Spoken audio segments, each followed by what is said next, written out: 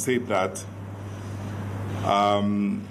we have witnessed a prolonged electioneering period owing to the ruling by the Supreme Court on 1st of September 2017. We note with appreciation and commend Kenyans for remaining peaceful and patient throughout this process. In exercise of its cardinal responsibility of protecting life and property, the government wishes to reassure the public that it will do everything possible for the continuance of peace and tranquility in the country. Ladies and gentlemen, this is the foremost responsibility of any government, and we take ours very seriously. And protecting the lives and the property of the people of Kenya is non-negotiable. Whereas the Constitution of Kenya under Article 37 provides that, and I quote, "Every person has a right to peacefully and unarmed assemble, demonstrate, picket, and present petition to public authorities," unquote. The enjoyment of these rights is not absolute and must not infringe on the rights of other Kenyans. In the recent past, however, we have noted with great concern the escalation of lawlessness, breach of peace and public order during demonstrations organized by NASA, manifested in Kisumu, Homa Bay, Migori, Siaya, and Nairobi.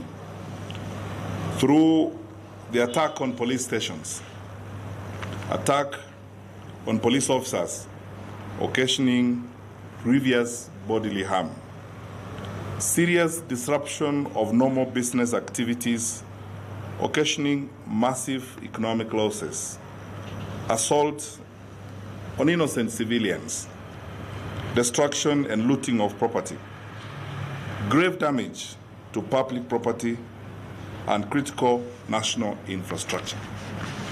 We wish to remind Kenyans that the rights enshrined in the Constitution are operationalized through the Public Order Act, Cap 56 of the laws of Kenya, which provides, among other things, how public meetings and processions are regulated. Specifically, we wish to draw the attention of the public to Section 5 of the Public Order Act, which places very clear responsibility and obligations on those organizing such meetings and processions. Accordingly, it is the responsibility of the organizer to ensure that all participants remain peaceful and do not breach the rights of others. The organizers are required by law to notify the officer in charge of a police station in the area of the proposed demonstrations, including time, date, route, venue, and purpose of the procession. The police officer must issue a formal notification to the organizer, either allowing the demonstrations or providing reasons why not to allow. The law provides that the organizer shall be held personally liable, and I want to emphasize this. The organizers shall be held personally liable for any breach of law during the demonstrations. For example, on the 6th of October 2017, a Mr. Norman Magaya, allegedly the CEO of NASA, notified the Nairobi County Police Commander of the intention to hold peaceful demonstrations in Nairobi. And I've asked the police to circulate this notification to you. During that demonstration, serious cases of destruction of public property, looting, vandalizing of vehicles, and destruction of normal life were witnessed. Accordingly, I am calling upon all Kenyans whose property was destroyed or looted during the demonstrations to report to the OCS Nairobi Central Police Station to facilitate the legal action we intend to take against the said Mr. Magaya, the organizer of the demonstrations. And I wish to confirm to you that we shall prefer charges against the said Mr. Magaya, and we are waiting for the report on the damages caused so as to quantify the value of the claims. Following a meeting of the National Security Advisory Committee this morning, and in accordance with Section 5 of the Public Order Act, due to the clear, present, and imminent danger of breach of peace and public order as witnessed in recent demonstrations, the government notifies the public that, for the time being, we will not allow demonstrations within the central business districts of Nairobi, Mombasa, and Kisumu. The Inspector General of Police has been advised accordingly.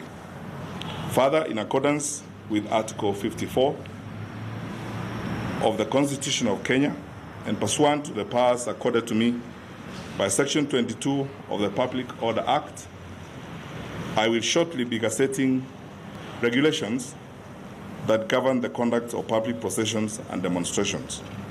Finally, let me take this opportunity to assure all the people of Kenya that the government has no intention whatsoever of clawing back on the fundamental rights and freedoms of our people. And it's important that you hear it from me. Peaceful demonstrations and picketing are allowed by our Constitution. It is your right as a citizen of this country to peacefully demonstrate, to peacefully picket. But there's a law and there's a framework within which that has got to be done. We cannot take advantage of that to destroy property and businesses of innocent people who are going about their innocent daily activities. Unless, and it's important I emphasize this, unless, for the leaders who are organizing this, unless it is your intention to destroy the property and the businesses of innocent people, unless it is your intention to hurt innocent people, unless it's your intention to shed blood,